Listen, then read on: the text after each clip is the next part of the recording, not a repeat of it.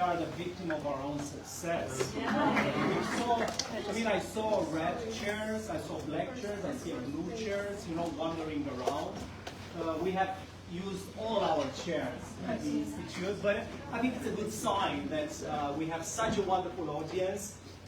There is no way we could do this room bigger. We tried, we can go up, we can go down, sideways, totally impossible. I hope everybody is reasonable. Yeah, I think, I'm on the stage, so you okay.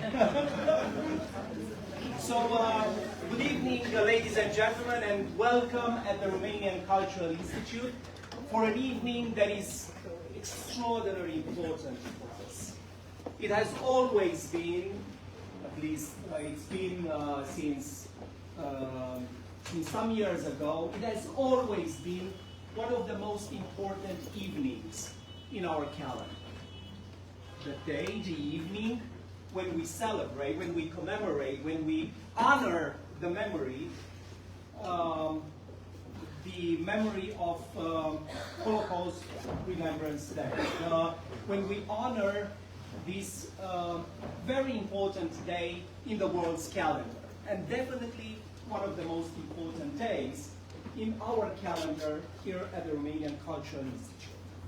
And we are immensely proud that we can commemorate Remembrance Day this evening with the world premiere, still work in progress, still something that is growing organically and developing, the world premiere of the first ever dramatization of Hooligan's Return by Norman Manea, one of the masterpieces of Romanian literature, and I would say one of the big books, one of the great books of the contemporary era, of the 20th century, 21st century, a book that must be read by everyone who wants to understand the tragedy and the triumphs of the 20th century and of the 21st century. We are very, very proud to be able to offer the first reading performance, the first workshop performance based on this fantastic book. This book that must be, again, on every list of everybody who wants to understand who we are, what happened with us as people, where we are heading, as a big, big warning. Now more than ever, and this is an important thing, now more than ever, when anti-Semitism is on the rise, when we must fight anti-Semitism, this demon of the past, every day, every week, now more than ever. Norman is still working, but it couldn't be with us tonight. But we have the pleasure to welcome Mrs. Cella Manea, Norman's wife. Cella.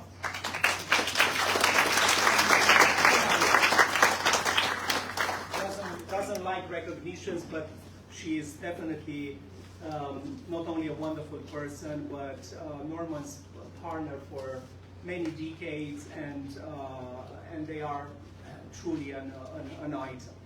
But we asked Norman to say a few words before we begin, and we went to see him and to record the following message.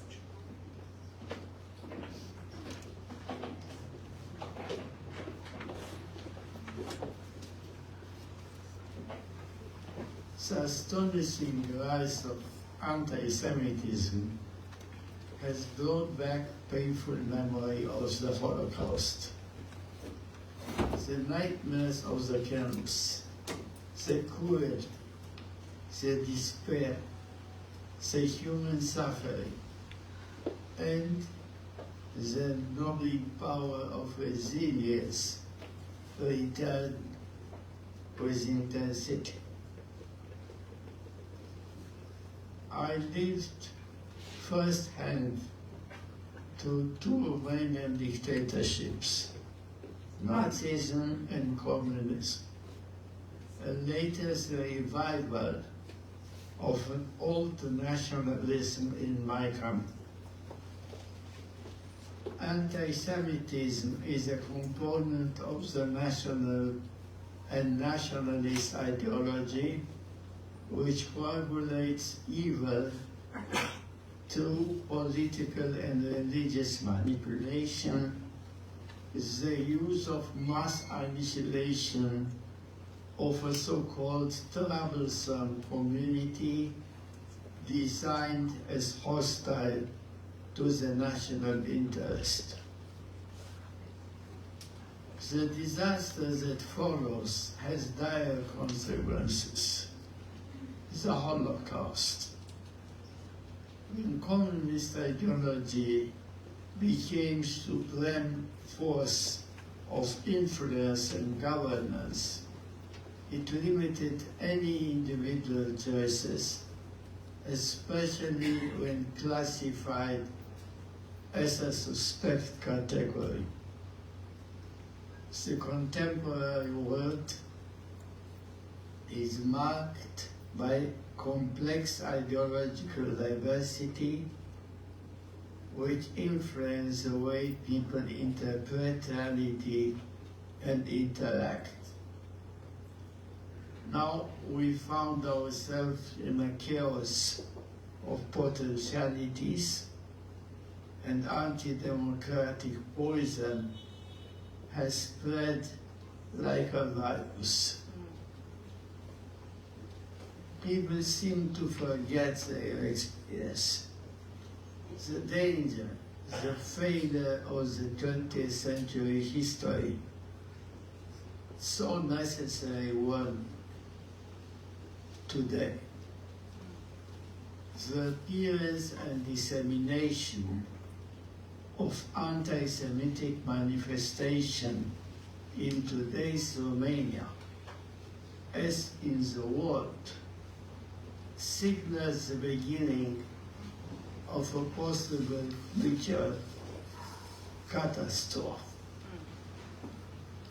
This complex situation revives the 1941 dark memory of embarking in the crowded train that took us to Transnistria extermination camps, the continuous danger that hung in the air, the cold of the winter in the desert, the hunger and diseases that led to the rapid death of my grandparents and their anonymous graves in the nearby forest. These are nightmares I often have, even now, at 88 years old. And I mentioned all this with occasion of remembering Holocaust Day to remind all of you about the 5-year-old boy who found out in the Transnistria camp that he is a Jew. We are here to follow a dramatization after my novel memoir, The Hooligan's Return, a shortcut to the book that try to bring together significant moments of the story. I think that was the right to honor this important day.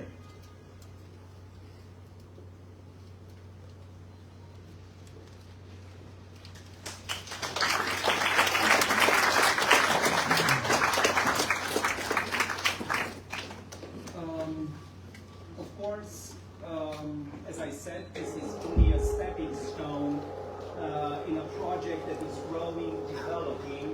And this is only one moment, but a very important one in this development.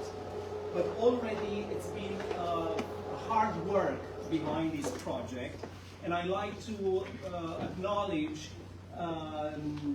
Saviana Stănescu, who brilliantly adapted Norman Manea's book for theater, and she's somewhere over there.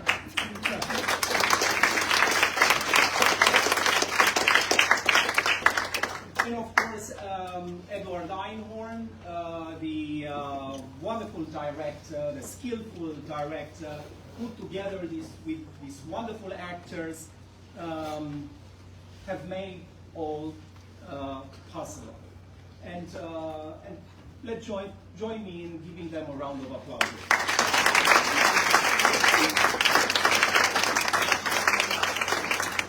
The Hooligans Return. This is the title of this adaptation and of the book.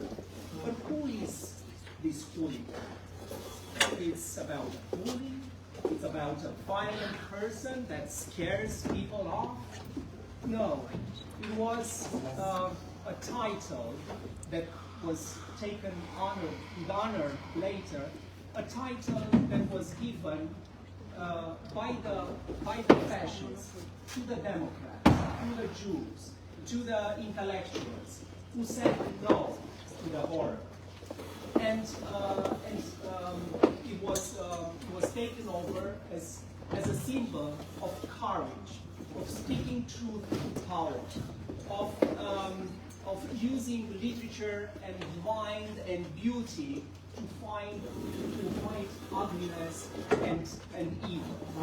And tonight, I'm not speaking as the director of Romanian Cultural Institute, but I'm speaking, and very soon, as another hooligan, as working for the Romanian Hooligan Institute, and I hope, and I'm joined by other hooligans in the terms, of course, coined by the great Norman Manea. Thank you for being here.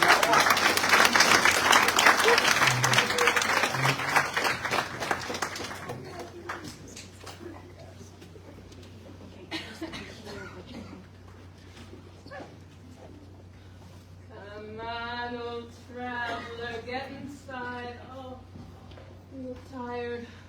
It's good to be home. Of course it is. Dinner will be ready in an hour, though. I decided to make matzo ball soup at the last minute. Or, did you have too much matzo ball soup in Romania? It's never too much. But it was too much sarmale. Romanians love their stuffed cabbage. So, how was it? Did they welcome their favorite hooligan? I told you on the phone, it was fine. Oh, come on, Norman. Tell me everything. You were self-censoring. I want to know more. I need the whole story. Philip called you. He was worried about you. Nobody needs to worry about me. I'm back, I'm fine, I'm ready to finish the book. Good to hear. Good to hear, dear. You're going to feel even better after a bowl of matzo ball soup. A hooligan.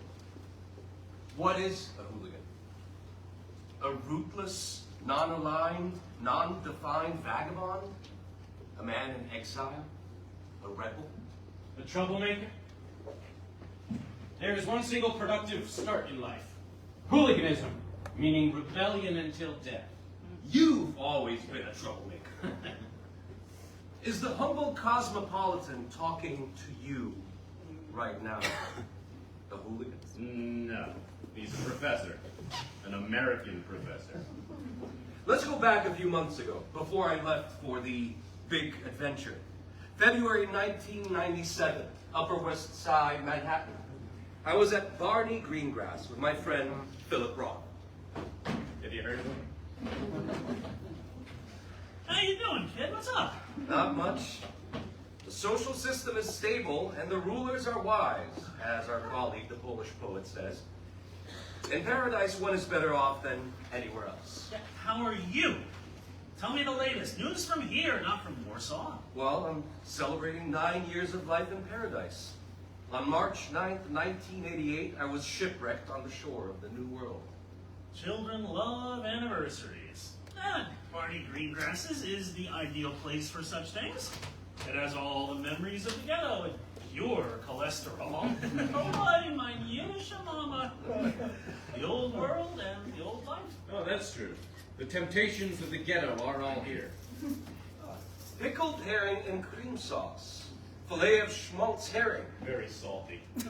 Corned beef and eggs. Tongue and eggs. Pastrami and eggs. Salami and eggs. Homemade chopped chicken liver. Gefilte fish with horseradish. But the chicken liver is no pâté de foie gras. The incubator-bred American chickens are not Eastern European chickens. Russian dressing with everything. With roast beef, turkey. Substitutes for the past. The myth of identity. The surrogates of memories translated into the language of survival. You're Philip Roth, aren't you? I like your stuff, but let me give you some advice. Can we order, please?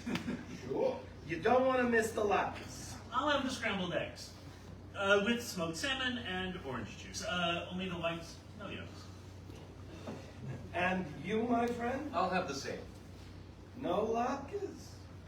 Well, why not? Let me try your latkes. You won't regret it. They really like to push their latkes. Aren't they any good? They're fine. Not like my mom or your mom would make, but hey. Are you going back to Romania or not? What have you decided? I haven't decided anything yet. Are you afraid? Are you thinking of the murder in Chicago? The professor, what was his name, the professor from Chicago? Culianu, Ioan Petru Culianu. He was assassinated in broad daylight in one of the buildings of the University of Chicago. A single bullet shot from an adjacent stall as he sat on the plastic seat in the staff toilets of the divinity school. His mentor was Mircea Eliade, the scholar of religion, right? Eliade brought him to America. Culianu was on the verge of major reassessment of Eliade's political past, his connections to the Iron Guard, the Romanian fascist movement. You wrote about that in the New Republic. Yes. After my review of Eliade's journal appeared, I was approached by the FBI. They asked me to be cautious in the interactions with my compatriots, and not only with them. You're not like Culianu. No, I'm not in the least like Culianu. But I am the man they love to hate. I'm an old nuisance. Can't surprise anybody. I don't know about surprises, but you've been quite a nuisance. A suspect, becoming more suspicious. That is not to your advantage, but still, a return to Romania is I don't not... know. I understand some of your reasons for not wanting to go back. The hate, the violence. But this trip could cure you, finally, of the Eastern European syndrome. Perhaps. But I'm not ready yet for the return. A short return, a visit. No, I'm not indifferent enough to the past. And the present is not better with all the furious anti-communism, anti-capitalism, and especially with all this new old hate, the sad anti-Semitism, of course. After the trip, you'll be more indifferent. Those who come back healed. What about seeing a few old friends? A few old places? You said something about going to the cemetery. Did your mother... I saw her again. This morning, half an hour ago, I was on my way here, and suddenly, there she was, seated on the bench on Amsterdam Avenue, in front of Anna Manelli's. Are you okay, Norman? I'm fine, but she was there. And my younger self was there too. You know it's just a projection of your conscience. It seemed so real. I'm worried about you, Norman. You don't have visitors from the past? Therapy helps keep them under control. Writing helps too. Do you need help? I don't know. I really think you should go back to Romania. Go to your mother's grave. You need that kind of closure. Death has prevented Giuliano from returning to Romania. With me, death, that nymphomaniac, has adopted a different game. She offers me the privilege of a voyage to my own posterity. Beautifully said, but write it down. Document the voyage. I've always been the other, consciously or not, unmasked or not. You're just another wandering Jew. Aren't we all? Write your memoir. That's the best way to engage with the past and the dead. Here we go. Scrambled eggs with smoked salmon and latkes for you, my friend. I'm not your friend. As I said, I love your stuff, but let me tell you something. Your last book is not as sexy as the others. I'm sorry. It's, I don't know, it's intellectual masturbation, if you know what I mean. Forgive my honesty. It's good to be honest. But your other books, I mean, genius. You do know you're a genius, don't you? Bon appetit. Thank you, my friend. Merci. Listen to me, Norman. Go back to Romania. It's going to be good for you. You will fax me daily from Bucharest. Just 2 words to let me know that everything is okay. And if you can't cope, you leave immediately. Go to Vienna and then back to New York. You're not stuck there anymore. You're not stuck. Now let's dig into these sexy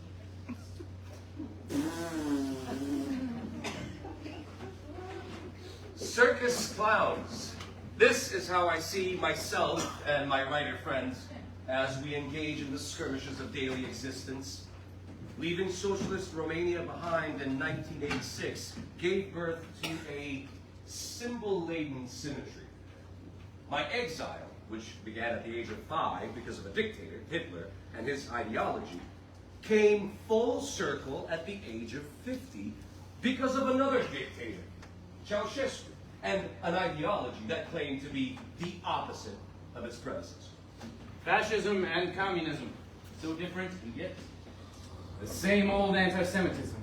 Even now, I can't shake off the feeling that they are around, coming to get me.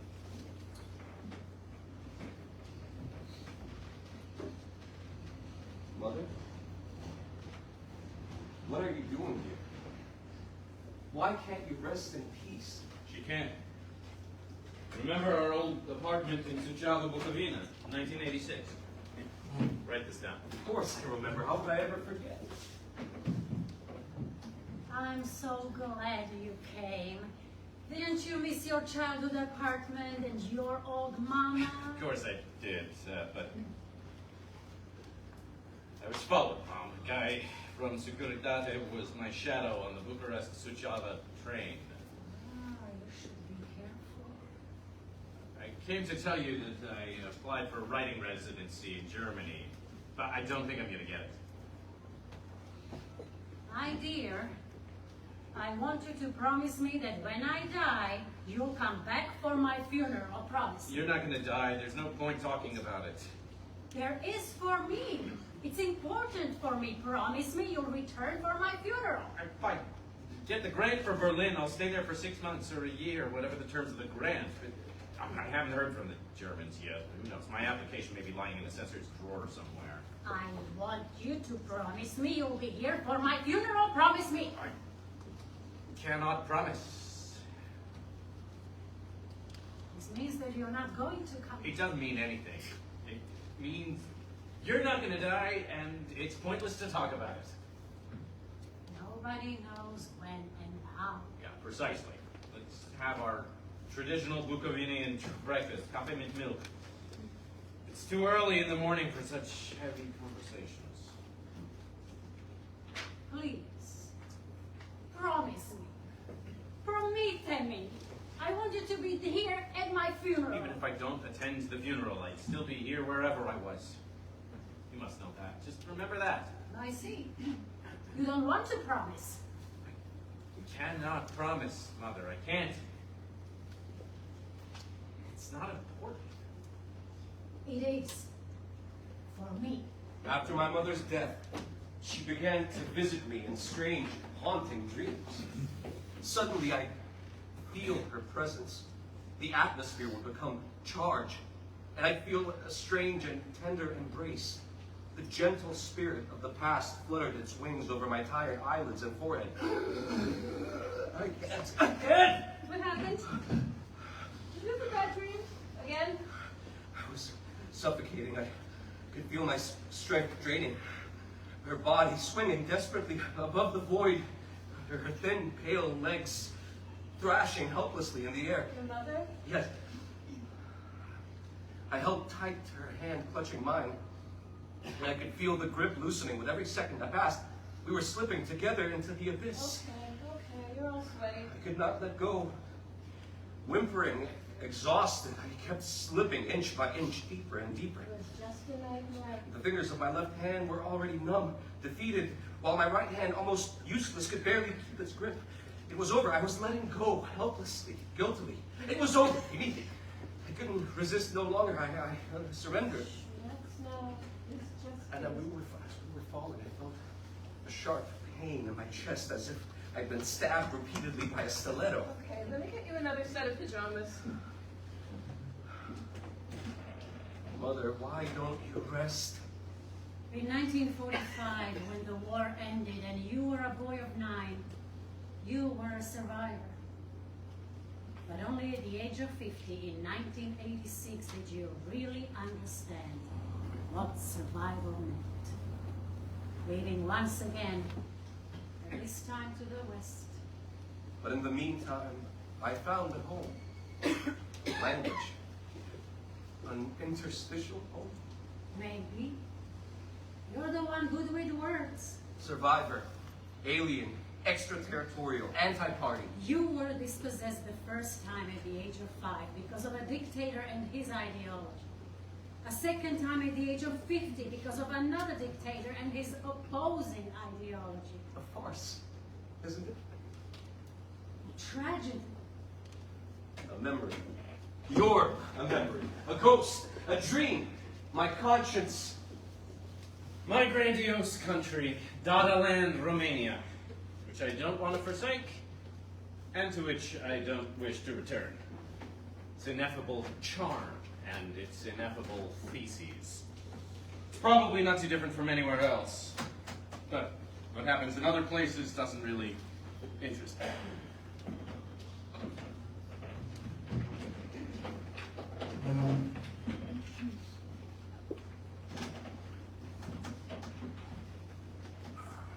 We need to talk about that letter you received a few years ago, Mr. Manea. After Creelionu's death and your article appeared in the magazine The New Republic, you got an anonymous letter from Canada? Yes, I still have that postcard on my desk at the college. Yeah, we have a copy. But tell me more about it. What do you think was the symbolism there? As I told your FBI colleagues who came to my office, Officer Portofino, Hey, Mr. Portofino, but we're in a public space. Mr. Portofino.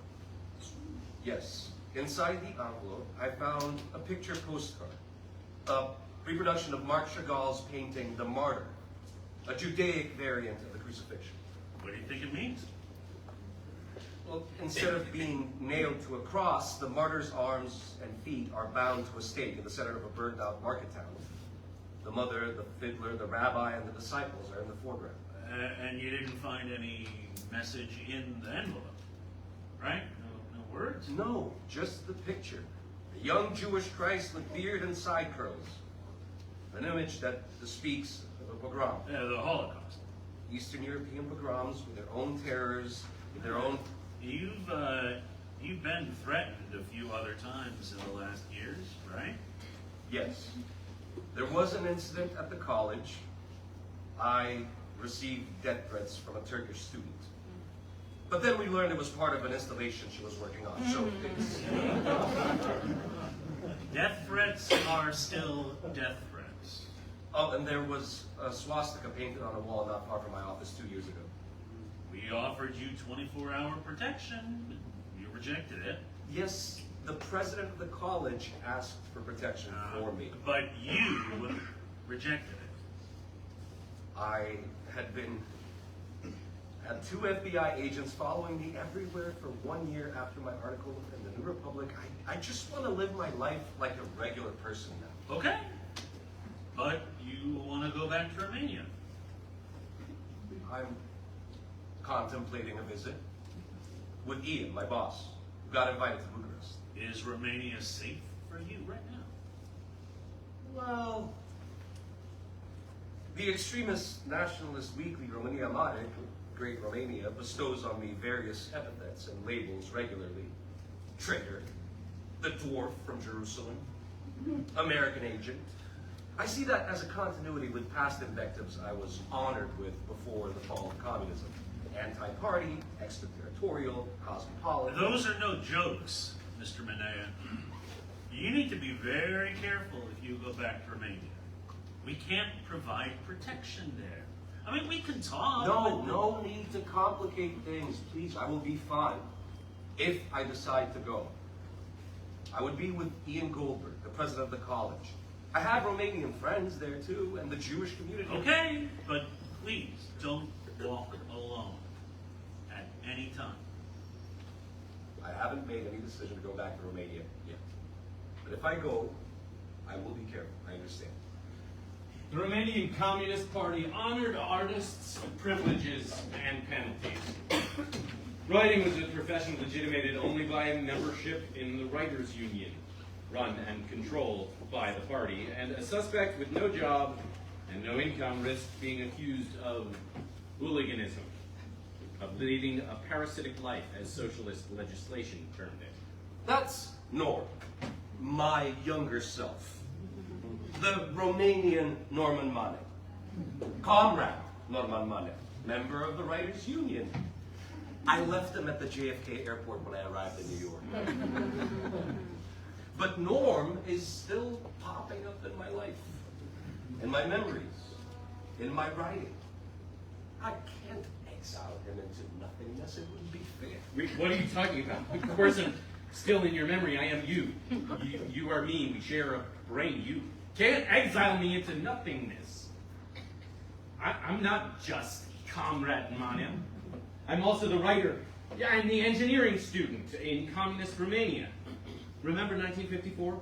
When you moved to Bucharest to start your studies at the university? Mm-hmm. You were so captivated by the choruses of Gaudeamus Igitur, the academic anthem that greeted the entrance of the professors in the auditorium.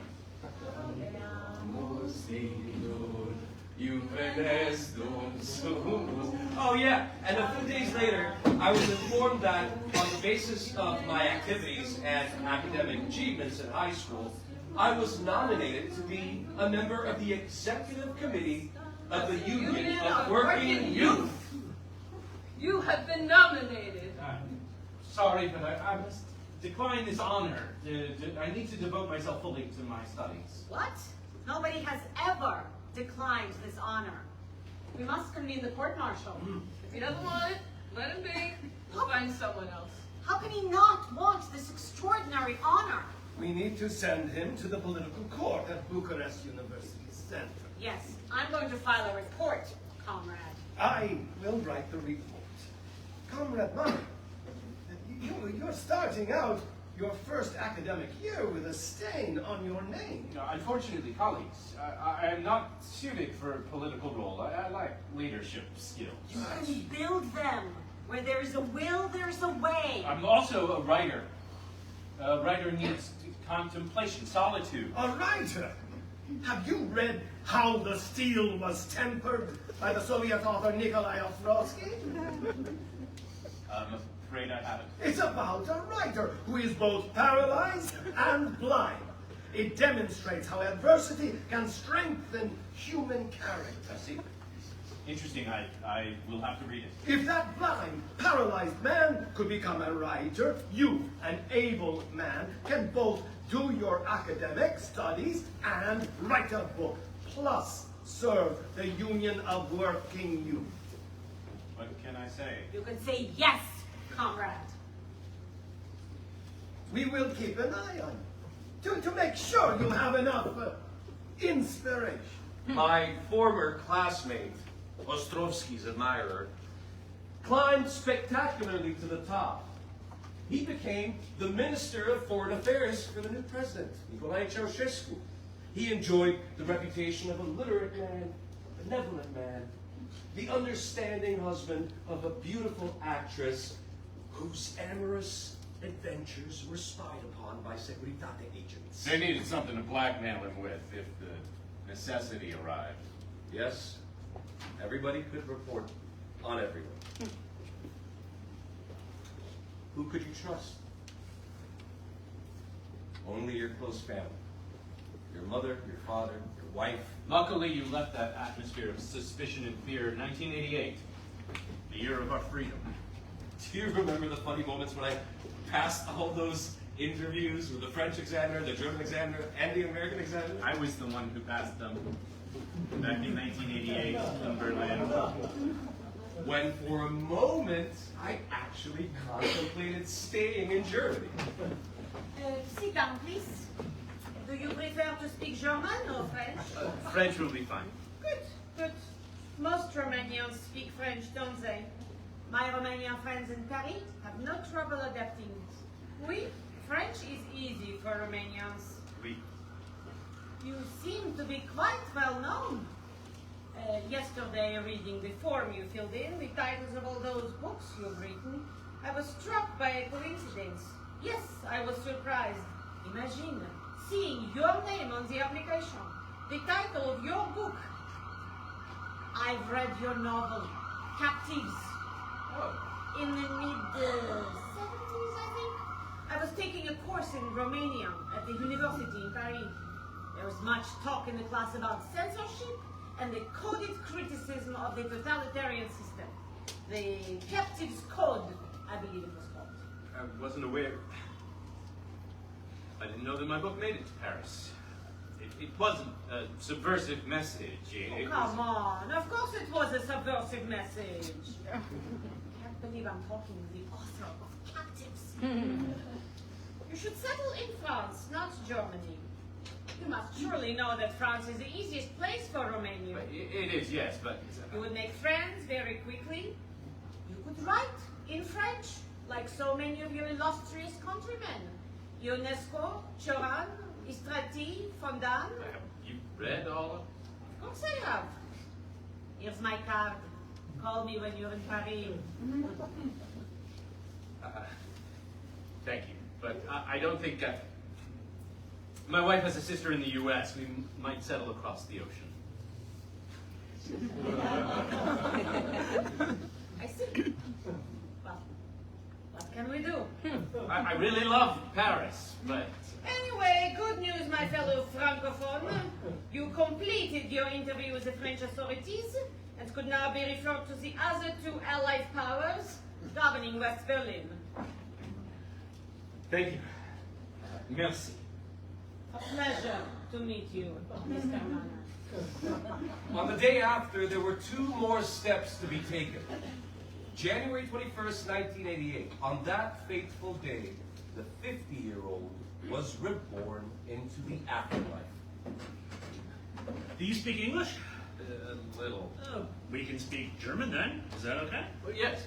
Passport, please!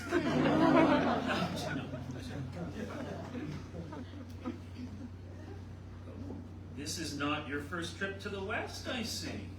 You've traveled twice to Western Europe and once to Israel. Where did you get the money for these trips? I mean, there's no convertible currency in Eastern Europe. Only the authorities can make the transaction, and they do so only if it's in their interest. Where did you get the money? I didn't travel on government money. My relatives in the West sent me the money. Relatives? Oh, generous people, your relatives. Where do they live? In the United States as well? What sort of relatives?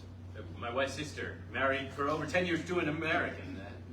A mother to two American kids, a 10-year-old daughter and a 4-year-old son. And how did you get to Berlin? I don't suppose it was your relatives who chose this place, Berlin. No, I came here on a grant from the German government, as I noted in my personal file. Yeah, you mentioned that. A grant that the vanquished offer to the victors. Can we call it that? An award tendered after defeat by the now prosperous Germany to the wretched Eastern Europe, always destined to exile. not at all strangers to defeat themselves. Even within its diminished borders, post-war Germany remained the same country, hard-working, efficient people, the same flag and the same anthem. Even in Bavaria, which the pundits predicted would end up being ruled by the survivors of the extermination camps. They also postulated that the Jews would demand from the Germans proof of philo-Semitism for 3 generations before reclaiming their German citizenship, lost in the catastrophe. Of course, a joke read backward, from right to left, like the Hebrew Bible. For it was the Jews who were in fact asked, as they came out of the camps, to offer proof of blood, of belonging to the state that sought to exterminate them. Yes, we can call it that.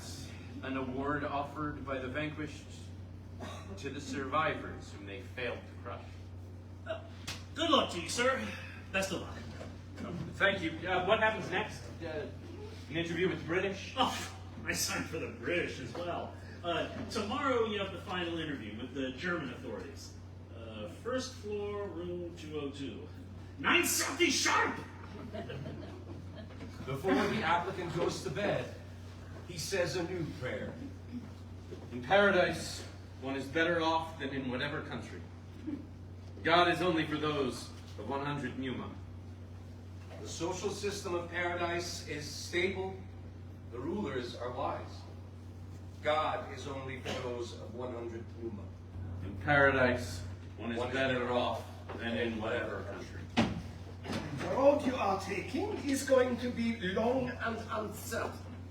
And the first step is just that, a first step. Of course, Bukovina, his birthplace, was the first step. But as the applicant knew, German identity is about blood, not place. We are not French, or American, or British, simply because we find ourselves here, at the headquarters of the Great Allied Commission. One is not a German, simply because one is born on a German territory. Oh yes, you were born in Bukovina, a former Austrian province, but only for some 100 years. Austria and Germany are 2 very different things, you know. Nicht das gleiche überhaupt. That madman who destroyed Germany, it's because of him that the Allied Commission now sits in Berlin. That madman was not German, but Austrian, everybody knows. Mad Adolf came from Linz, Austria. He never denied it. One can tell the difference immediately. From the accent, the vocabulary, the attitudes. Believe me, really. No, I'm not going to stay in Germany. I thought I might for a moment, but because I speak the language well, but no, Dankeschön. 1 month later, the applicant was in Paris, where he had numerous occasions to regret that he did not keep the business card of his French reader from the Allied Commission. Another month later, he took an even bigger step toward the afterlife world, the world beyond, the giant step across the ocean. The joy of being a foreigner among other foreigners, the limitations and masks of liberty, new lands and new grammars, outside and inside himself. In 1989, a year and a half after his arrival in America, the Berlin Wall collapsed. The Romanian Revolution. I wish my mother could see this. I wish I was there on the streets to shout with the others, Just! Communism, just Ceausescu! You'd have ended up arrested or dead. Or conquering the public television with the others. Yeah, but would you execute the father and the mother of the Romanian people for genocide? That's Cruel? Unexpected? Well-deserved? On Christmas Day. They executed the Ceausescus on Christmas Day, 1989. A gift for the Romanian people. the price of freedom. I can't watch executions, not even of dictators. Let's see who's going to be the new president. I bet one of the old comrades. Comrade President will be replaced by Mr. President.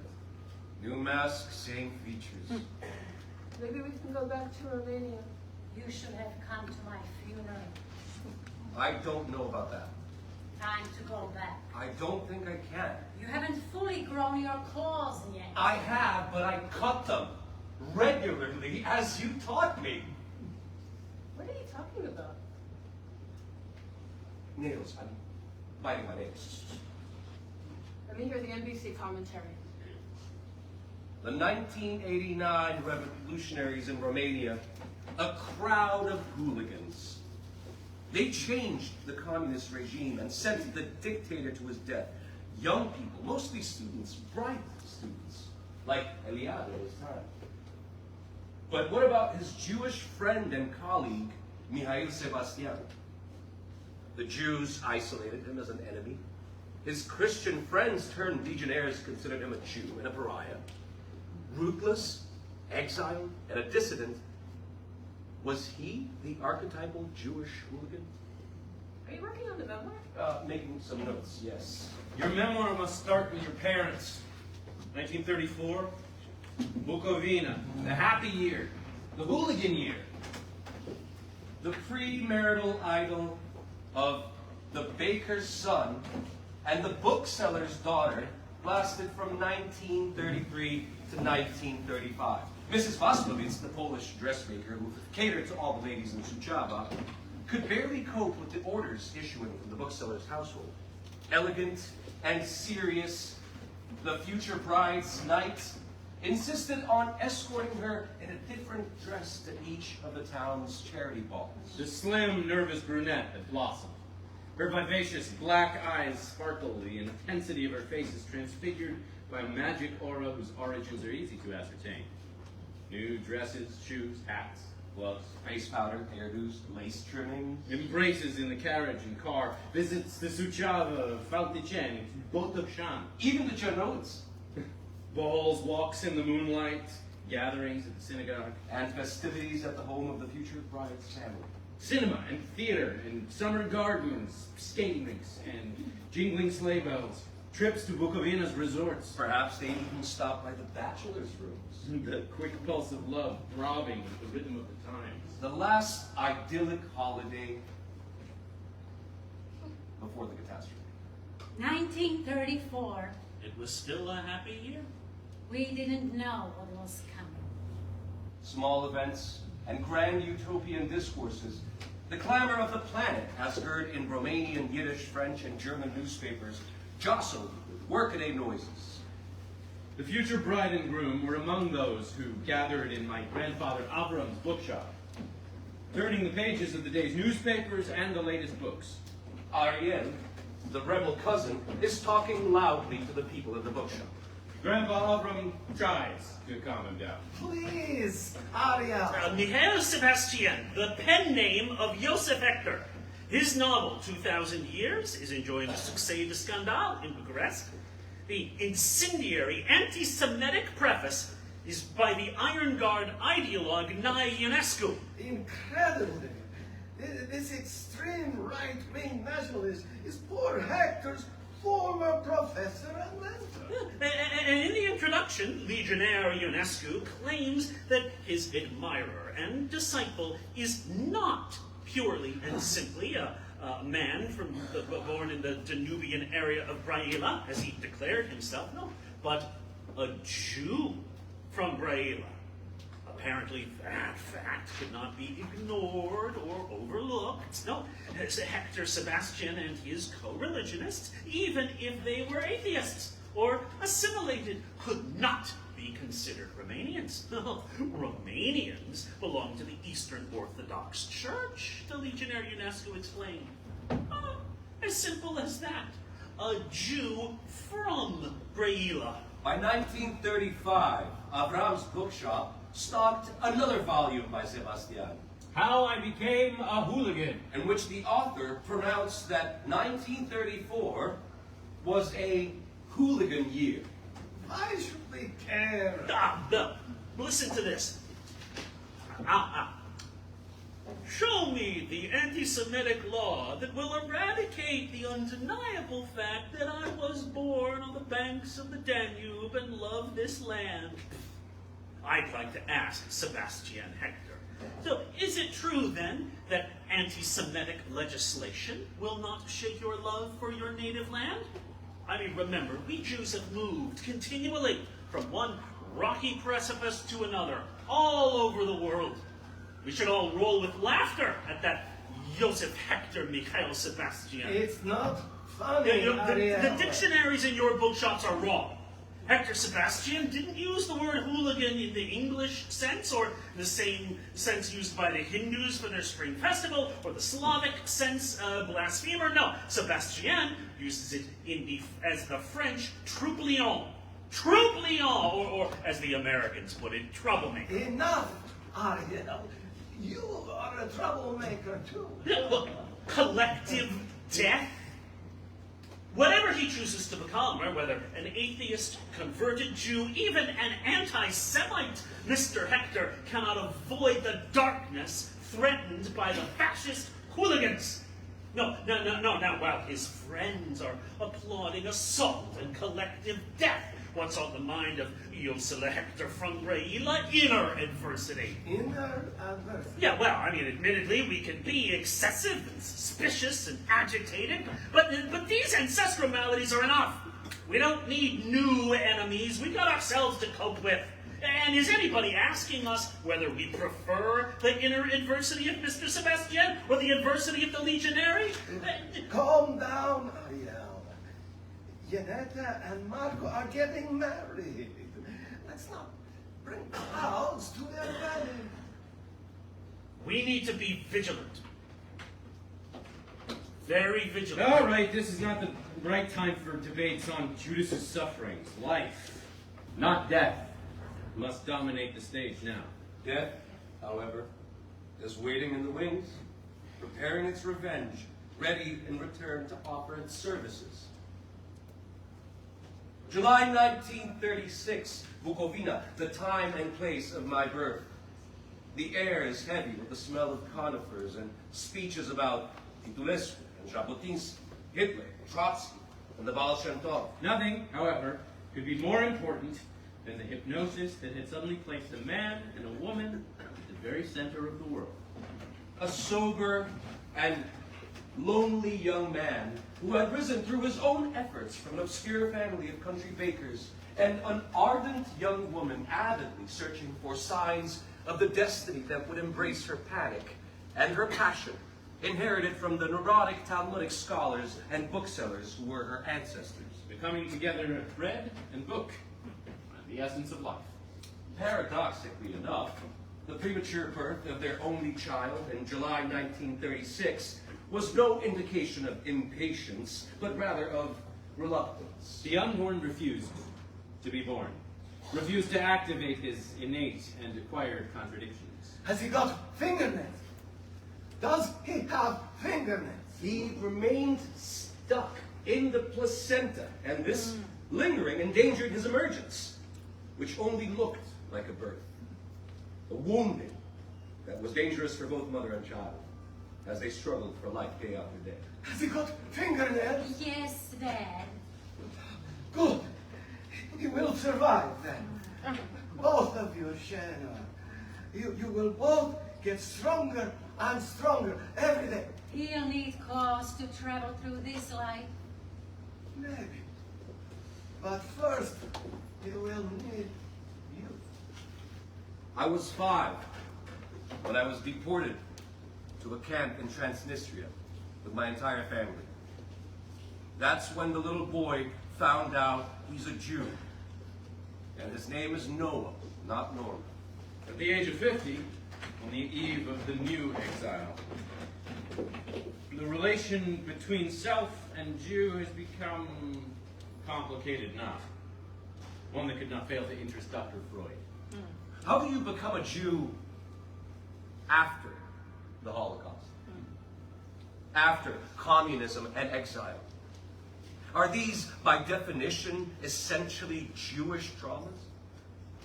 Are these initiations carved in your soul, not only in your body? What makes you a Jew? And here you are, stuck in an endless recalling of things past. Yes, I'm exhausted. It's time for you, my dear younger self, to do some work on recovering memories. Let's jump to 1980, Bucharest. I vividly remember the day when Radu called. I'll leave it to you. Do you care for a walk? Now it's raining. Where can we go? Come to my place and we'll talk. No, I'd rather go out. The rain is Are stopping. you sure? Isn't your leg still hurting? A nice walk will be good for me, for both of us. Okay then, I need a little time to get dressed. Let's meet in half an hour in Palace Square in front of the library. All right.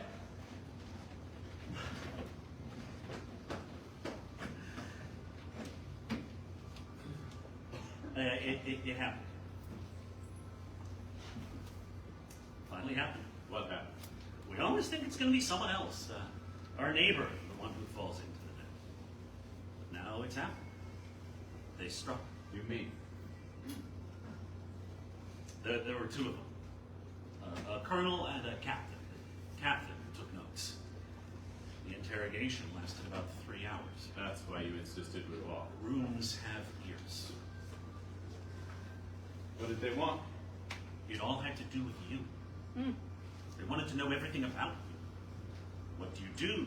The people you see, the mail you get from abroad and send.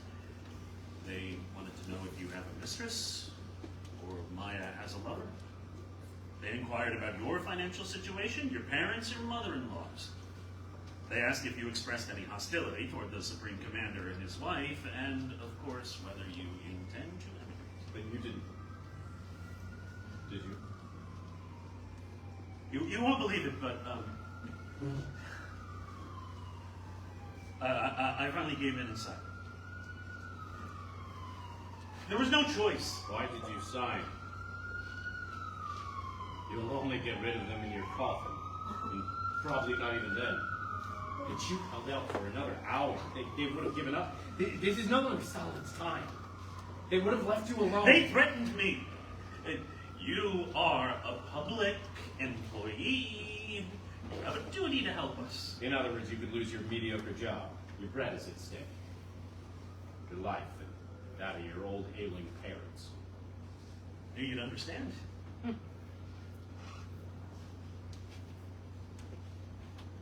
Guess what's my informer name? I don't care. Rodney. Your literary name? Yes, they have no imagination. I would laugh. I know. It's not funny in the circumstances. But look at the bright side. It's good it's me and not someone else. I'm not going to say anything that can harm you. You're my friend. We can still talk the way we always talk. Just not in your apartment or mine. Or in a restaurant. Or the writer's union. There are ears in every building. We'll walk and talk. Isn't that nice?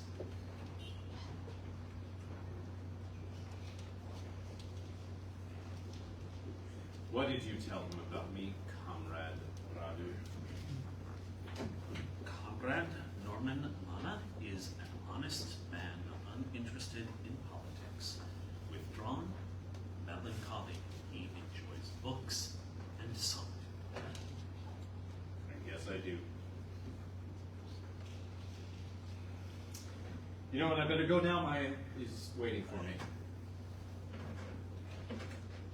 He continued to provide reports and keep me informed of their trivial contents until, at last, he decided he had had enough of the socialist paradise and opted for emigration to a faraway place, from which he would write me regularly. We met again years later, but never referred to the delicate subject of his informing. He tried to erase the 80s from our lives, but it's impossible for me to forget. You provoked me to remember? Here's another memory from the socialist paradise. 1986, our apartment in Bukovina, in Bucharest, on Victory Street. After the Chernobyl nuclear accident across the eastern border in the Soviet Union. I will turn 50 soon. Mama has just had eye surgery and can barely see. Our cousin Ruti is visiting us. So good to see you all. A few days ago, the comrades from Control and Monitoring told us... During the night of May 1st and 2nd, a rise of radioactivity well above normal levels was recorded. As a consequence of winds blowing from the northeast, the area of radioactive emission toward the southwest. What exactly does that mean, above normal levels? Disaster?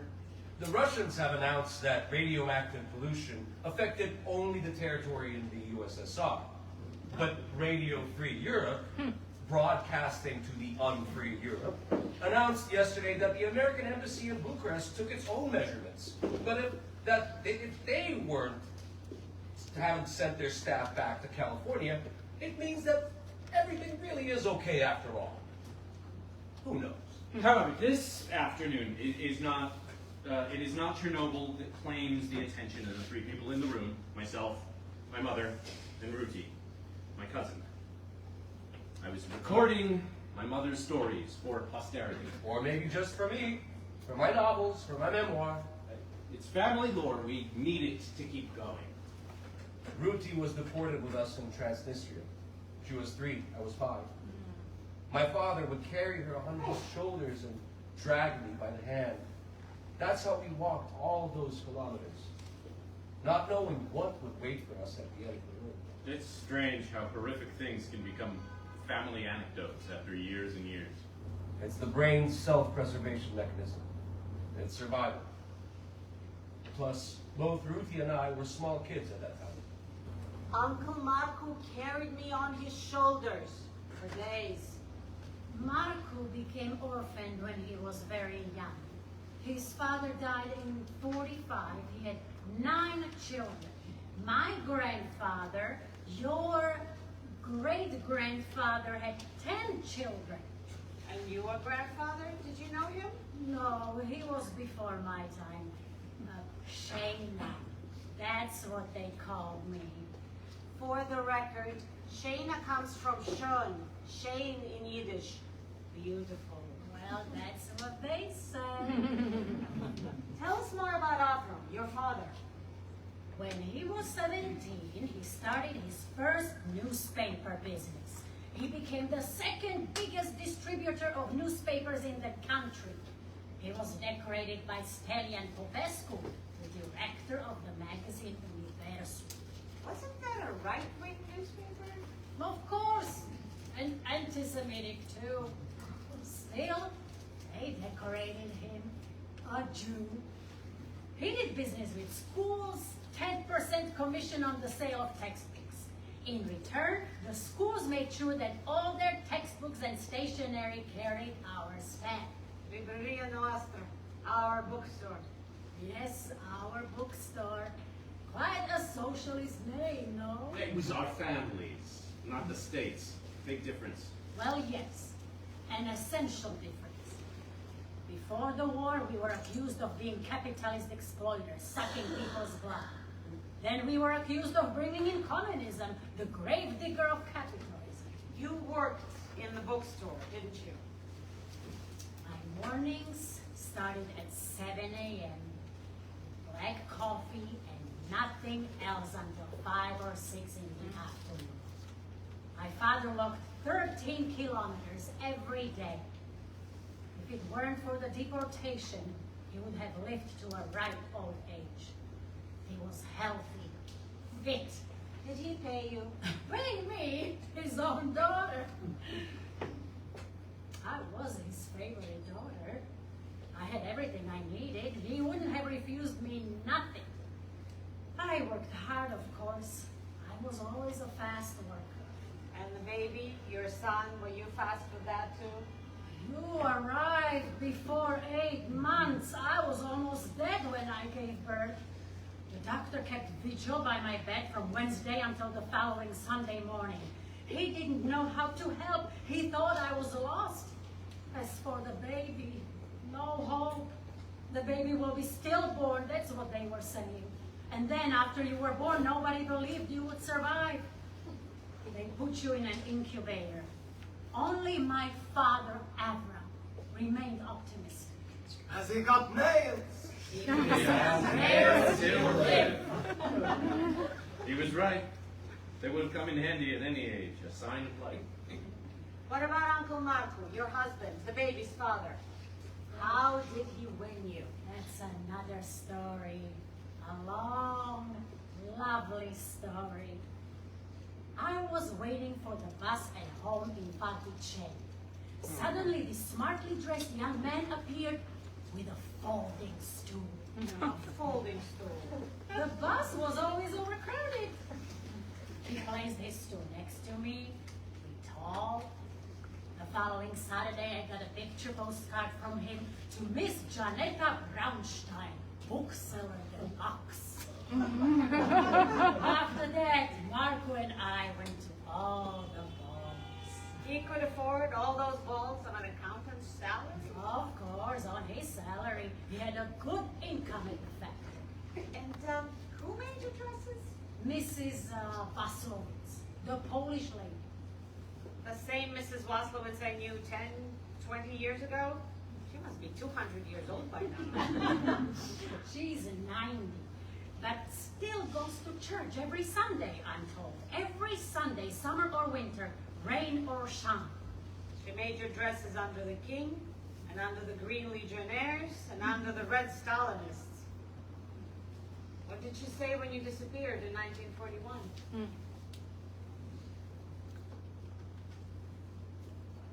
Cold, hunger, the fear, the bodies, the long night of the initiation, Transnistria beyond the Dniester, Transnistria beyond sadness.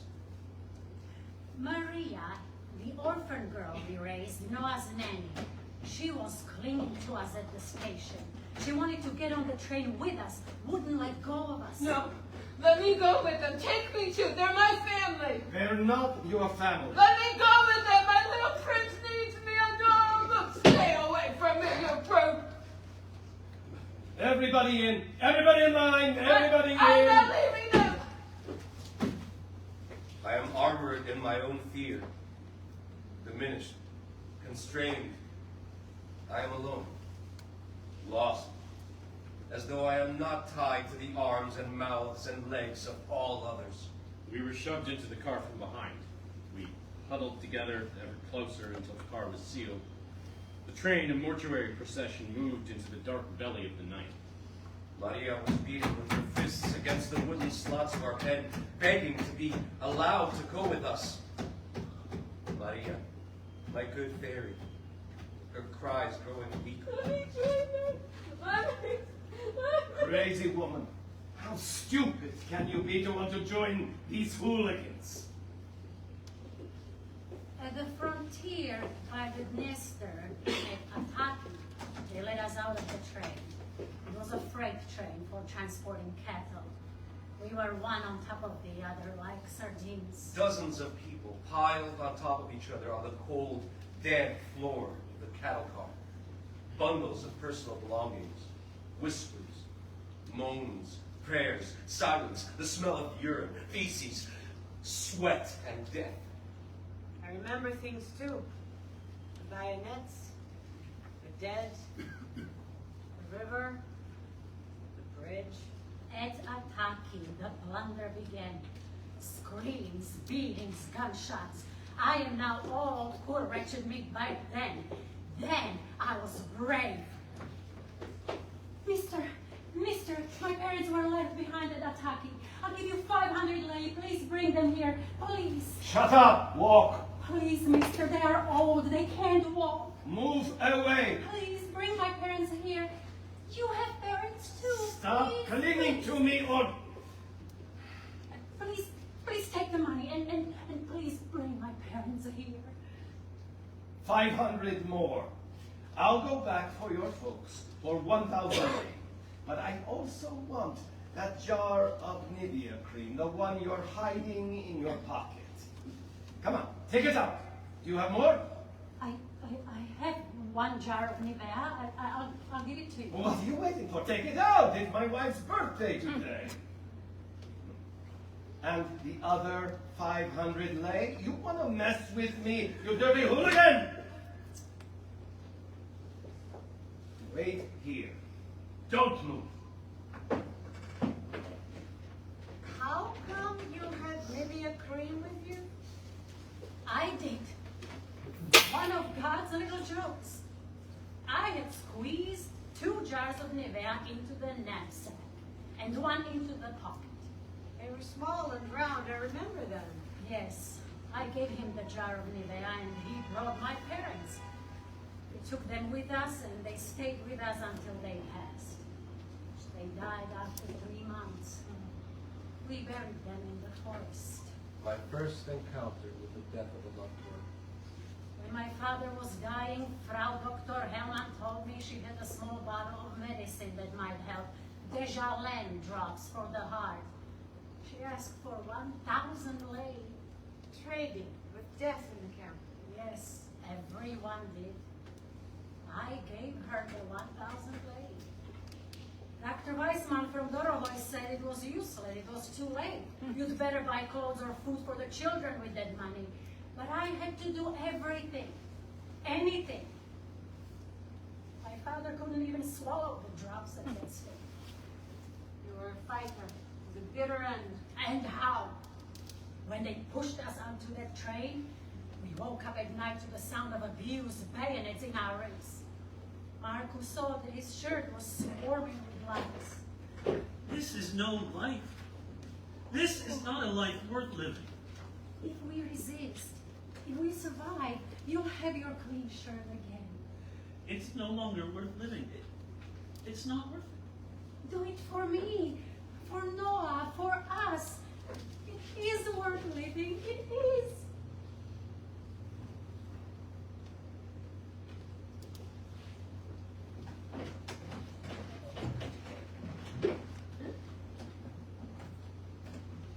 Maya? Is that you, Mayutsa? Yeah. There were many times, Mayutsa, when I was more desperate than Marco was. How many times?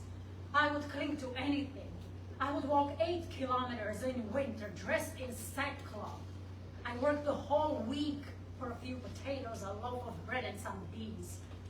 I clung to the arm of the peasant for whom I worked.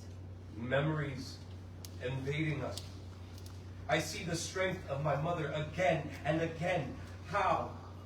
Why? Where does she get this power from? You were so brave, Ted. I was.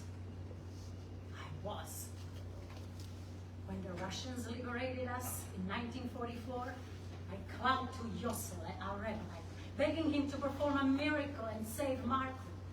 The Russians' first action was to send Jewish men to the front to fight against the Germans. They were little more than skeletons. What could the rabbi do? Did he know you personally? Yosel, the rabbi of Suceava, he was deported at the same time as us. Of course he knew me. Yes, I remember Rabbi Yosef. He knew my parents too, in Itzkani before the war. We used to send him money, oil, and sugar regularly. I went to him and started crying. Look, Rabbi, look what we have become. I live in a derelict house with no window panes. The children are starving. My husband is being sent away by the Russians. I am alone and desperate. I was so thin, I weighed only 44 kilograms. And did he help you? He did. He did. He sat there looking at me with his hand under his chin, and then he said, "Go home. Go home, and tomorrow morning there will be a real miracle. Tomorrow morning you will be all right." I believed in miracles too. Still do. Marco escaped the Red Army. A miracle, isn't it? He ran through the forests for days and nights, and he managed to find us there in the middle of Bessarabia. Another miracle. Look, here comes the escapee. Elegant, fussy, just like you said, with his white shirt. Immaculate as usual. Marco is back from the market. Marco, did you get anything?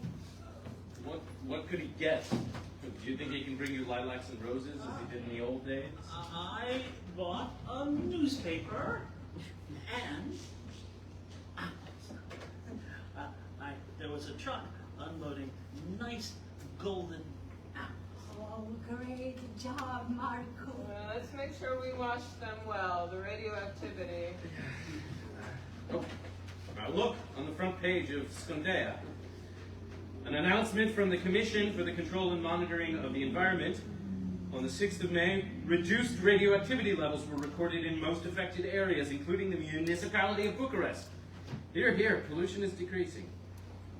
Ever since Ruti arrived, the press announcements have become more optimistic. Of course. Good. Good. Let's get back to Mutter Courage and her tired heart. My heart is no good. But the real problem is that Mutter cannot see. If only I could see a little after all the pain of the operation. This morning in the hospital at the checkup, I was with the doctor for an hour. He told me I'm going to be able to see. Well, who knows? Can you tell the direction of the light? Can you see that? Yes, I can. Anything else? Can you see who's in the room or when someone moves around? Just shadows. When someone comes near, I can see a shadow.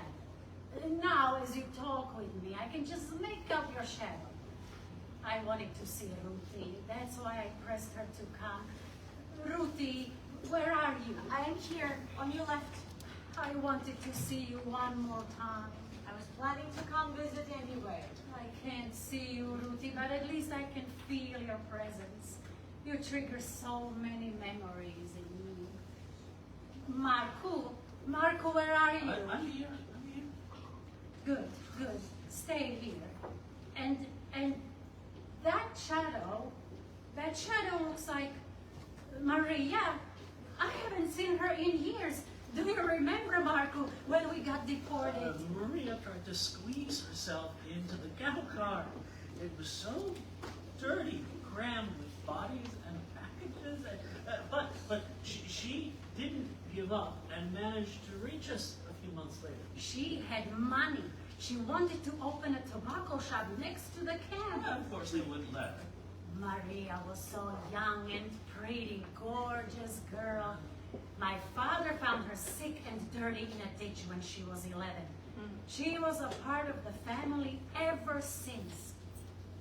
Did you record that? Yes, but you can talk more about Maria. She was my good fairy. I adored her. The Romanian administrator of the camp offered her a job as a housemaid in his own home. What is a beautiful girl like you doing here? I need a job, I told you. You want to help the Jews? I'm a hard worker. I can do any house chores. I can cook. I can clean. If you're helping the Jews, you can get arrested. I would have to take you to the court-martial. Will you hire me or not? Okay. You can work as a maid in my house. I can pay you 20 liters of gasoline per day. You can trade even 5 liters for huge amounts of food. That's fine. I'll take the job. When do I start? Tomorrow morning? You can start tonight. I'll come to your house tomorrow morning. Your wife will give me a list of chores. Maria asked us what she should do. For our sakes. The administrator was a mean, lying man. He didn't give her any gasoline. She left the job. But she promised she'd come back. And she did. Loaded with suitcases. She bought all sorts of things. She knew what we needed. Of course, they confiscated her parcels and then court-martialed her for helping Jews. In 1947, the circle finally closed back in Suceava, where we got reunited with Maria. Comrade Maria now, wife of the Communist Party secretary and future First Lady of the city. We were back. The deportation was now a memory, a nightmare we couldn't forget. A new life was about to start. On Sunday, May 29th, 1949, I became a pioneer. I was 13 with the age of initiations. The Communist Party activist, a former railway worker, tied the red scarf around my neck and ceremonially handed me the red flag with gold lettering. The Union of Working Youth was to be our older brother organization, and the party our parent. За дело Ленина и Сталина. In the cause of Lenin and Stalin. Onward! Forever onward! Totalmente! Yes. At the age of 13, the traditional Jewish coming of age, my bar mitzvah, I became a pioneer. A partner in the task of righting the world's wrong. After meeting Comrade Victor Vereshchuk, Maria's husband, and the leader of the local communist organization, my situation changed. Mr. Manea, you are a man whose honesty and decency were vouched for by my dear wife, Maria. Mr. Manea should take his rightful place among those engaged in building a society of equality and justice with no exploitation or discrimination. Yes, especially as you, Mr. Manea, already toiled under capitalism, capitalist exploitation as an employee of the sugar factory in its country. And they're my family, Victor. They helped me, an orphan peasant girl. They took me into their house.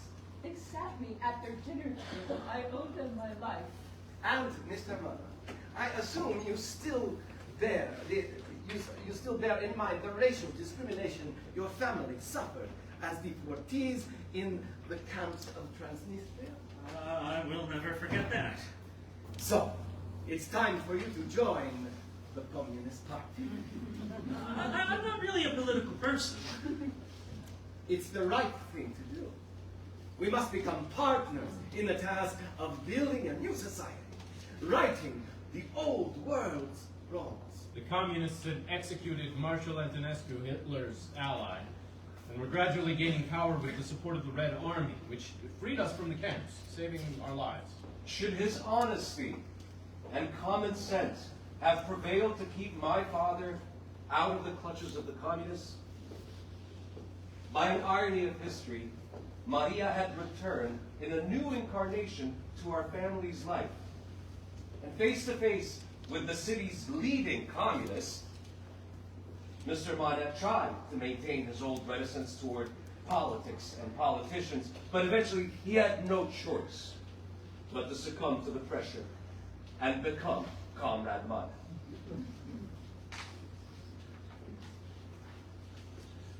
A Jew being pushed into the party by a truly Christian woman, an exception to the popular, if untrue, view that the Jews inflicted communism on the country. The New World principle sounded simple and just. To each according to his work, from each according to his abilities. Comrade Stalin assured us that socialism would win everywhere. And the hallowed principle would become To each according to his needs, from each according to his abilities. In the meantime, the exploiting classes were toppling daily. The industries and banks were nationalized. The collectivization of agriculture began. Political parties, Zionist organizations, private schools were all banned. How's writing going? I don't know. I'm stuck. I'm trying to write about our life in communist Romania, but the chapter about Transnistria exhausted me. I was only 5. I keep seeing my mother in that train for cattle filled with people pressed against each other like sardines. The odors, the images, my grandparents. I can't write. I need life. I need joy. And Ian keeps calling. He wants a clear answer. Am I going with him to Romania or not? And are you? His departure's in 2 weeks. I don't know. I still don't know. Well, you need to decide, my dear. And is this book a novel or a memoir or both? Confessions of a Hooligan. I can't find a resolution, the ending. I'm stuck in the past. Maybe Philip is right. I need to go to Romania and try to get some sort of closure, no matter how difficult it is. Here's your answer. I'm gonna buy you a new suitcase tomorrow. One of the fancy ones on wheels. Okay. That's my boy. A survivor, a writer, a professor, a traveler. Hi, Ian. Yes. Yes, I'm coming. The first phone call I received from Ian was back in 1988, a few months after my arrival at the New World. He was the president of a college in upstate New York. He made some flattering comments about a book of mine published in Germany and wanted to know if I would be interested in teaching at the school. We finally met in the spring of 1989 when I was invited up to the college. He turned out to be a charming, elegant man wearing a bow tie and thick glasses with something of the alchemist to him. He was also a well-known symphony conductor. Now, you will meet with the interview panel. Interview panel? For the teaching job you offered me? Democracy! 8 more years have passed. I published books, been awarded prizes, and became writer-in-residence and professor at the college. Even in the motherland, my position shifted. My New Republic article on Mircea Eliade and the Iron Guard has promoted me to public enemy #1, International Division. My return to Romania in April 1997 might seem like an exercise in bridge building. At 3:45 in the afternoon, I am at the Kennedy Airport in the Lufthansa terminal, waiting for Ian. He has concerts in Bucharest, and I'm accompanying him. Yes, I finally decided to go. Join the circus. It is Sunday, April 20th, the birthday of Adolf Hitler, as it happens. The big issue in Bucharest at the moment is Romania's entry into NATO.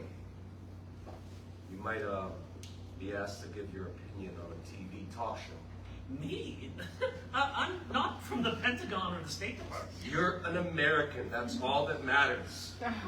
The acceptance into NATO is regarded in Romania not only as a matter of national pride, but as essential to the country's viability. I received, like many of the Romanians in America, a bulky envelope with several materials urging immediate action in favor of Romania's entry into NATO.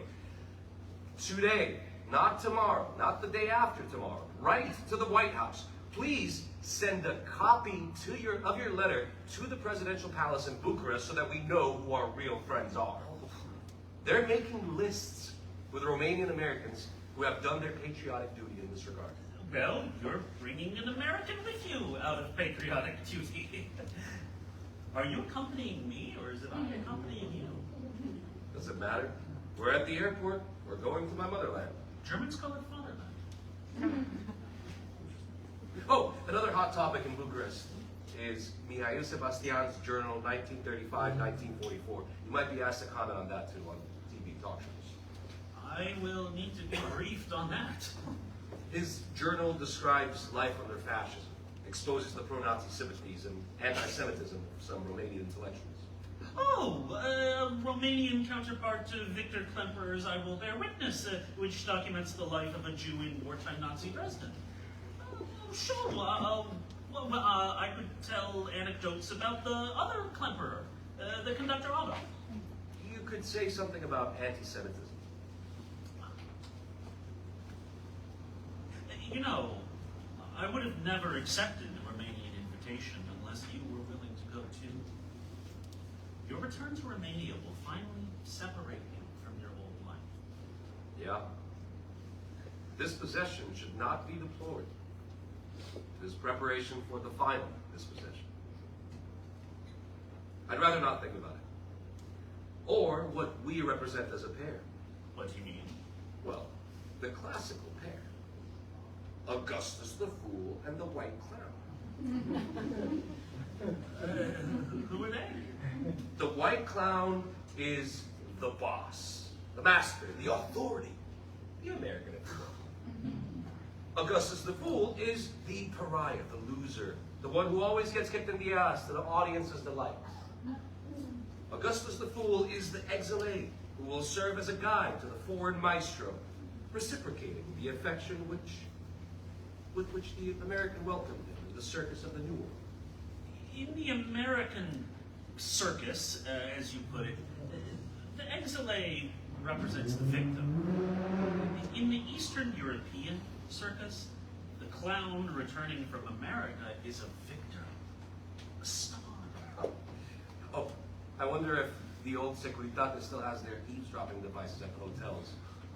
In the 80s, a nice old French lady was the laughing stock of Bucharest.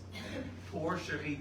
At the Intercontinental Hotel, she asked the receptionist, a secret police agent, as they all were, she said, "I've been told there are microphones in the room. Would you be so kind? Could I have one without?" We'll ask for rooms without devices. That was funny. Oh, I've never been on a plane before. How odd. I've been wandering a lot, but mostly on my feet. Well, I guess it's time for us to travel back home together. Mr. Mano? Norman Mano, the writer? Yes? I'm Clara Mano for TBR Cultural. We would like to have an interview with you, live. We will send a car to bring you to the studio tomorrow at 6 p.m. if you agree. We'd really love to interview you, Mr. Mano. Please say yes. I'm sorry. I've just arrived and I need some time to think it over. Perhaps later. I don't think I can simply... I understand. I totally understand. I will call you again tonight or tomorrow morning if that's preferable. I need time to think. Goodbye, miss. I can't. What would I talk about? Transnistria? Eliade? Sebastian? My success as an exiled writer? No, I shall remain firm in my decision. You have the honor of being detested, Baudelaire once told Manet, admiring him. Repeat these words like a mantra. They will protect you from emotion and politeness. Should I appear on stage as a public enemy? Or as the victim of fascism and communism? Or as the shy, retiring writer applauded by the Americans? You have the honor of being detested. I am an intruder. That's all. And all I want is to be ignored. A fax from the Romanian Television Society. We repeat our request to you to grant an interview to be conducted by the Department of Cultural Programs of the Romanian Television Society. We hope that you will understand our wish, given that your presence in this country will not pass unnoticed. The department has a television crew available on Tuesday, April 22nd, 1997. We would be very grateful, etc., etc.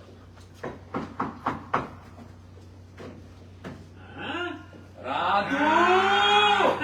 Yes! The message was my idea, I admit. I want to keep my return discreet. I really don't wish to trouble anyone. I've been thinking about you lately, especially when I was reading Sebastian's journal. Oh, it's strange how the past returns. It certainly is. A character enclosed within brackets. That's how I remember you. Yep, a character from Proust. I've been thinking about you and talking to friends. They all agreed, definitely a character from Proust. What do you mean? Oh, even when we chatted about minor stuff, you always had a way of speaking in nuances. A phrase within a phrase, a bracket within a bracket. Mm-hmm. Well, how's Maya doing? She, had a difficult time adapting, but now she has her own restoration workshop. She works hard and has finally come to terms with exile. Good. Good. Oh, it's good to see you, my friend. It's been too long. Indeed. When did you get back from the almighty West? Last year, when the new government offered me the director of TVR cultural position. Ooh la la. Yeah, it's not a bad gig. I bet. Oh, I bet you missed the Romanian Palinka. I did. Norok. Norok. Cheers to your return. To the Hooligans return. Oh, and I will take you to a restaurant nearby. The best sarmale. A few days later, I took Ian to a Passover Seder in Bucharest. That was a fascinating Passover Seder. It reconnected me to my Eastern European forebears. Oh, what you have in Bucharest is unique. You couldn't find anything like this anywhere else. Thank God Romania is lagging behind in the race to capitalism. So, what was it that you enjoyed so much, Ian? Everything. I liked everything. The rabbi and his pushy wife, the music critic's wife speaking Hochdeutsch, the New York guy and his mistress, the choir, the soup, the president, the biologist, everything, absolutely everything. No, it's a shame you missed the great chief rabbi. He was a deputy for a quarter of a century in Romania's communist parliament. The eminence grise, great wheeler and dealer, as you Americans say. He managed to convince the communists of the advantages of getting rid of the Jews by letting them emigrate. Well, wasn't he right? Sure. He convinced the authorities that there were at least 3 major advantages of letting the Jews go. 1, they would be rid of an old troublesome lot. 2, they would get capitalist money, $8,000 per head, to be more precise, for each Jew they let out. 3, by letting the Jews go, they improved their image abroad. The Jews themselves no longer needed any convincing, and so the latter-day flight from Egypt. A clever man, this Rabbi Rosen. Very clever. A real pragmatist, trying to be useful to all sides. As someone once said, he was for the Romanians what prescription glasses are for the myopic. We are not happy about needing them, we are happy to have them. In my parents' house, they had a completely different idea about what a rabbi should be. But they were believers, and you weren't. I'm sorry you didn't get a chance to meet Rabbi Rosen. You're right, it would have been great to meet Rabbi Rosen, but even without him, it was a fascinating evening. Oh, the famous American enthusiasm, the goodwill, the openness to the world. Had I told anyone at that table that I had nowhere to sleep, I'm sure they would have offered to put me up. Who would do that in America? Your college?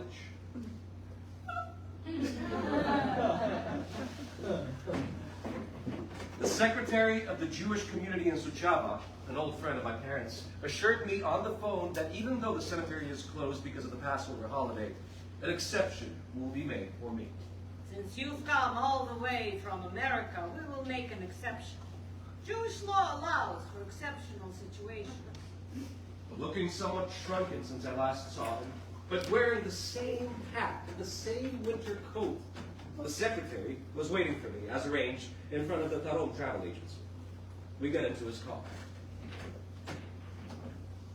Have you missed our old Austrian town hall? Or the little forest, Padurice? Or Stefan the Great's citadel, huh? I've missed Bukovina, yes. That one is a new building. A bank. Lots of glass. Nice. Modern. You're receiving the Bukovina Foundation Award in the commercial bank, aren't you? I am indeed. Congratulations. Congratulations. It's an honor to have you back here. It's my pleasure. It's our pleasure. Oh, there's the cemetery. We will open it for you. I see the grave for the first time. In the top right-hand corner of the headstone, set in the gilded oval, is her picture. Underneath is the Hebrew text, the Romanian translation, 4 lines. Janeta Mane, devoted wife and mother, mamă și soție devotată. Born 27th of May, 1904, died 16th of July, 1988. This is my father's terse style. Had Tata died first, Mama would surely have composed a more generous inscription. Now she resides on a hilltop in Suceava, and her husband is dying in Jerusalem.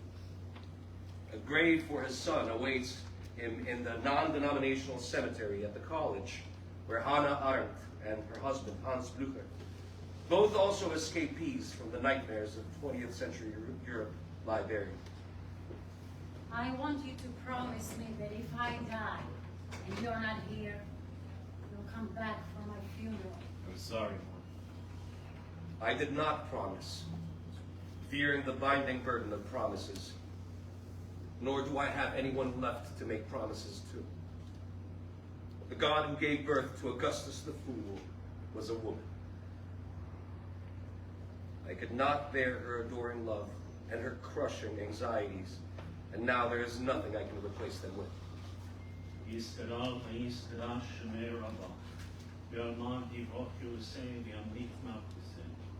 These are my neighbors now. We share gossip, rumors, and praises. I knew most of them.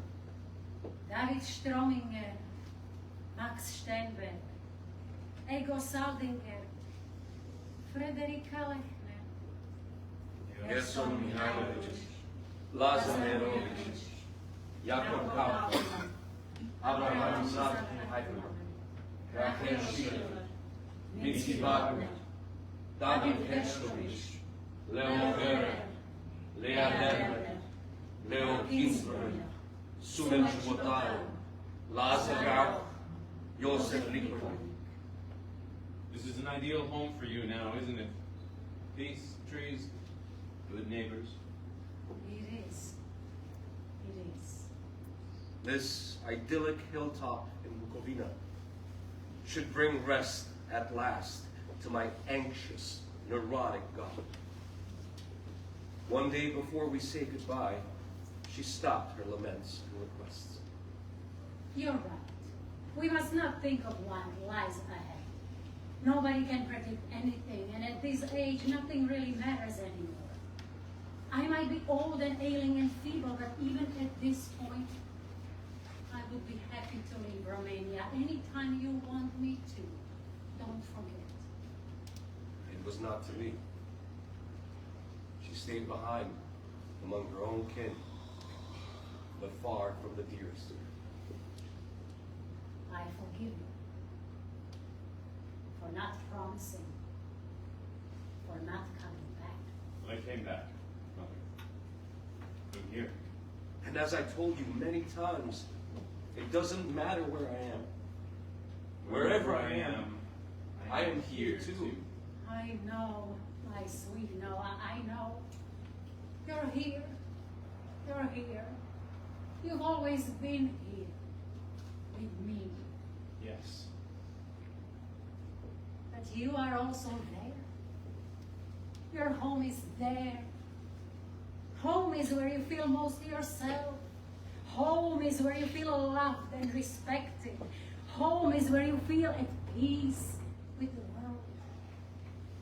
What if I could never feel at peace with you? How's Maya doing? Doesn't she bring you love and peace? She does, but Look, that's more than many people have. Be there for her. The railing is getting a bit rusty.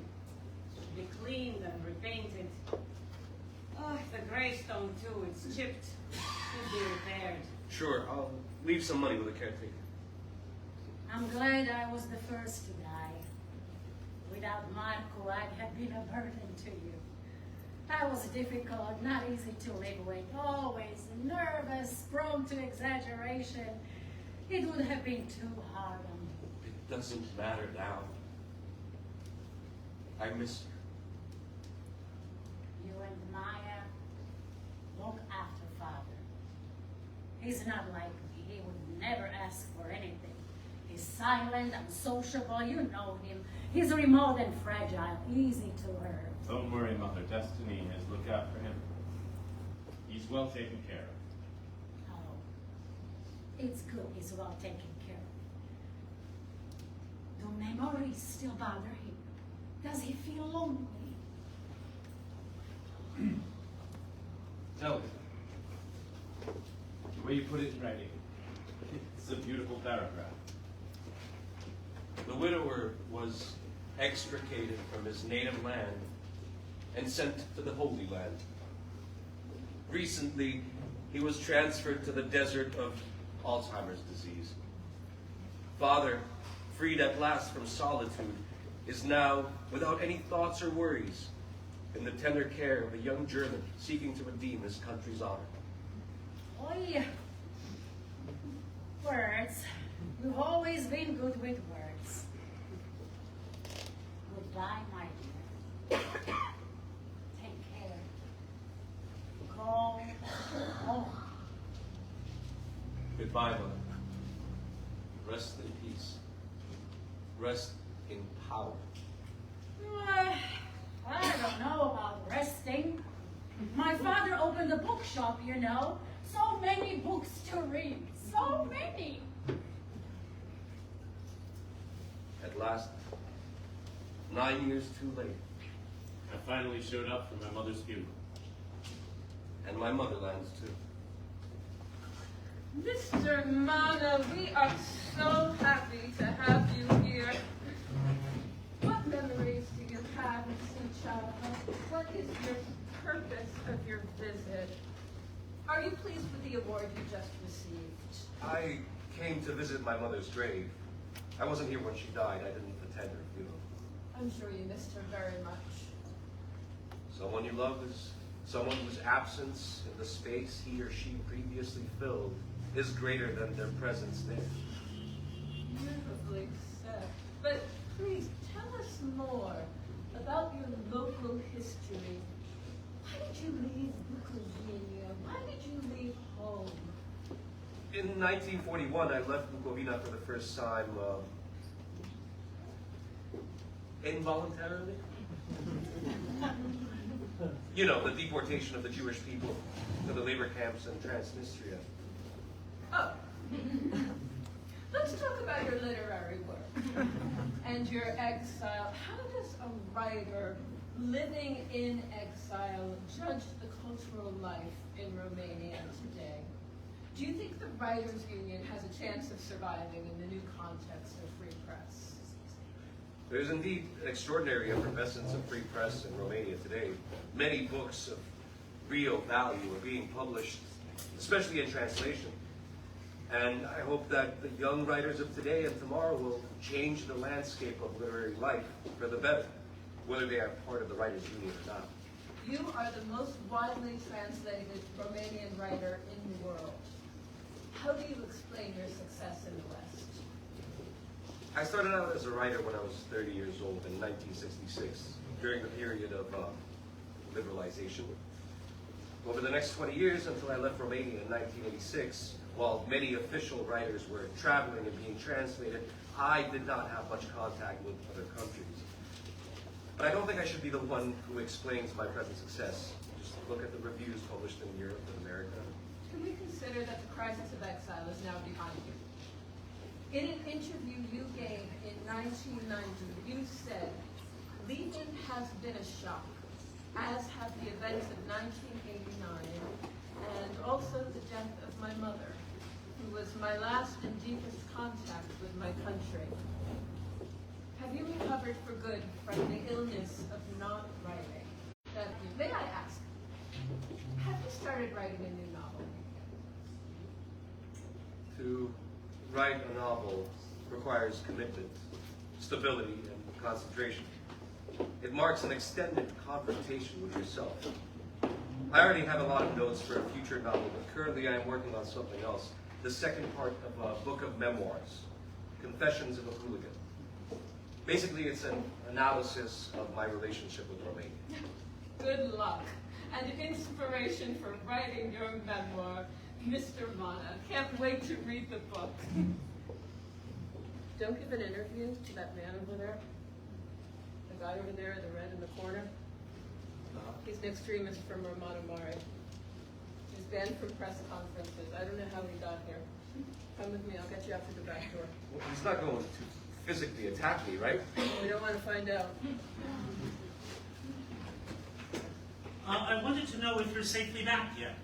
We had a great time together in Bucharest. Great time. I'm at the airport. My flight got delayed, and I'm in limbo between staying and leaving. You're not contemplating staying here, are you? Oh, no. I've said my goodbyes. This was just a short voyage through my Romanian posterity. Only graveyards are permanent. Permanence of passage. It's comedy of substitution, the magic trick of the finale. Augustus the Fool could have experienced such banal revelations without ever submitting to the parody of the return, from which he is not returning. Now, I am certain, America offers the best possible route of transit. At the very least, I now have confirmation of this truth. You're coming home. Don't forget that. Home is here. Here, not there. This is your luck, born out of your bad luck. Yes. I'm returning home. In the snail's shell. Ready to talk and write about the graveyard in Suceava. About Bucharest, about the Romanian press. About the messy transition to capitalism. About the young people trying to change the old world. About the new course I'm preparing for the fall semester. Good. Sounds good. Call me when you arrive in New York. The Hooligans return. My return. Norm. You're not coming back with me. I was thinking the same. I need to... You understand. Yeah. I understand. As Mom said, your life is there. I'll just stay here in the airport, doing magic tricks. Until I disappear into the air.